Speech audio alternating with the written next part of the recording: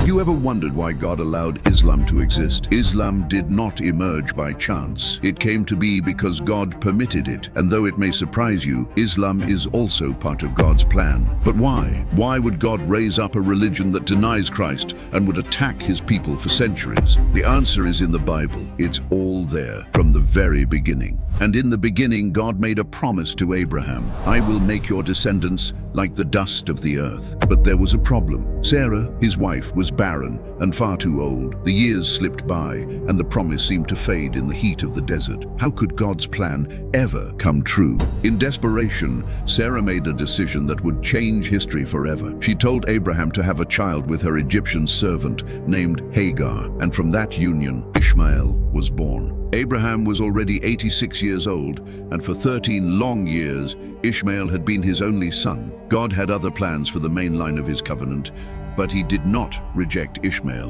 On the contrary, he also made him a promise that would be remembered for centuries. Behold, I will bless him and make him fruitful and multiply him exceedingly. He will father 12 princes, and I will make him a great nation. Soon after, the miracle Abraham and Sarah had waited for all their lives arrived. Sarah, old and barren, became pregnant and conceived the child of promise, Isaac. Isaac was born when Abraham was 100 years old. He was the heir to God's original promise. But now, in Abraham's household, there were 2 sons, 2 promises, and the tension kept building. On the day they celebrated Isaac's weaning, the conflict erupted. Ishmael, who was already a teenager, mocked little Isaac, who was still just a baby. Sarah saw it, and in that mocking, she didn't see childish play. She saw a threat to her son's destiny. So she gave Abraham a blunt, direct command: cast out this slave woman and her son. Abraham's heart broke. Ishmael was his own flesh and blood, his son. How could he send him out into the wilderness? Then God stepped in and said to him, "Don't be distressed about the boy, for through Isaac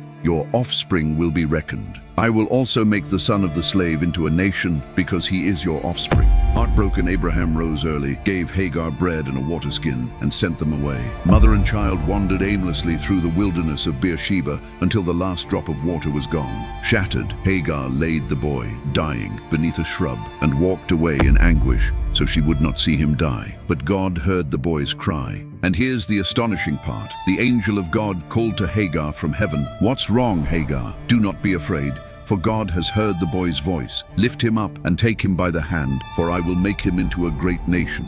In that instant, God opened Hagar's eyes. Right in front of her, miraculously, was a well of water. God protected them and saved Ishmael's life. Ishmael grew up in the desert, became a skilled archer, and lived in the region of Paran. His mother found him a wife from her homeland, Egypt, and God's promise came to pass exactly as he said. Ishmael had 12 sons. The Bible names them one by one, and they became princes of 12 tribes. The Bible even tells us where they lived, from Havilah to Shur, which is opposite Egypt. Fascinating, because that vast stretch is the very heart of the Arabian Peninsula. They did not live in some distant land. Just as it had been prophesied, they dwelled in the presence of all their brothers, in constant contact and tension with the descendants of Isaac. Thus the Bible reveals that the destiny of Ishmael and his descendants was no accident. It was the fulfillment of a promise from God, a plan he himself ordained and blessed. 2 sons, 2 promises, 2 great peoples who, to this day, live face to face, just as it was written. Ishmael became the great patriarch of the Arab people, the lineage from which Islam would emerge. Centuries passed. Israel received the law, built the temple, and witnessed the birth of the Messiah. Meanwhile, the children of Ishmael multiplied in the wilderness. Tribes like Kedar, mentioned by the prophet Isaiah, ranged across northern Arabia. They were a people of caravans, tough and scattered. The promise of a great nation seemed forgotten, lost to the sands of time. Their most important city was Mecca. There, a large and powerful clan, the Quraysh, tended a sacred house of worship called the Kaaba. But there was a problem. That ancient sanctuary had been filled with 360 idols. People worshipped these figures as if they were gods, one for each day of the year. The descendants of Abraham had forgotten the one true God of their ancestor Abraham. Then, in the year 570, a man was born who would change everything. Muhammad ibn Abdullah of the Quraysh tribe, later known as the Prophet Muhammad. Muhammad was orphaned as a child. He grew up traveling with caravans, learning the trade and watching people worship idols. Over time, he earned a wide reputation for honesty, They called him Al-Amin, which means the trustworthy, because he never lied, and people entrusted their goods to him without fear. But at 40, while meditating in a cave, he said he was visited by the angel Gabriel.